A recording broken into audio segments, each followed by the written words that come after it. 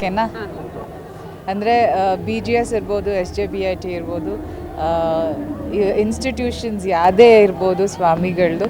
So ಆ ಇನ್ಸ್ಟಿಟ್ಯೂಷನ್ಸಲ್ಲಿ ನಾನು ಒಂಥರ ಇನ್ಹೌಸ್ ಚೀಫ್ ಗೆಸ್ಟ್ ಥರ ಪ್ರತಿ ವರ್ಷ ನಾನು ಒಂದು ಕಾರ್ಯಕ್ರಮಕ್ಕೆ ಖಂಡಿತವಾಗ್ಲೂ ಇದ್ದೇ ಇರ್ತೀನಿ ಇಲ್ಲಿ.